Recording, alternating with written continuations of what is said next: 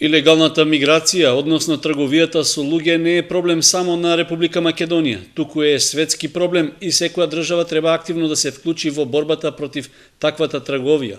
За нашата држава тој е посебно изразен затоа што во последните години од земјите на Европската Унија често беа испраќени критики дека борбата против трговијата со луѓе и против нелегалниот престој таму треба да се интензивира.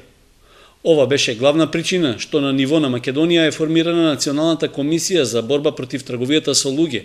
а таа отвора и своји регионални комисии во Тетово, Битола и Штип.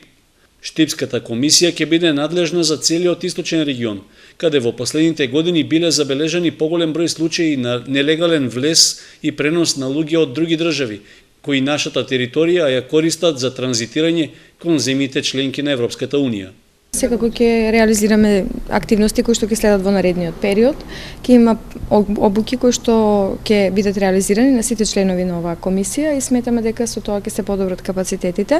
на сите институции. Секако и досега ние покажавме дека имаме одлична соработка со овие општински институции, вклучувајќи ги Центарот за социјална работа, Министерството за внатрешни работи, Агенцијата за вработување, потоа и други институции, меѓутоа и во догледен период тоа уште повеќе ќе го зајакнеме се со цел да се делува превентивно за на територијата на општина Штип да ги спречиме секаквите појави во однос на илегалната трговија со луѓе и секако илегалните миграции. Санева потврди дека комисијата ќе има регионален карактер, односно освен за Штип ќе биде надлежна и за териториите на соседните општини.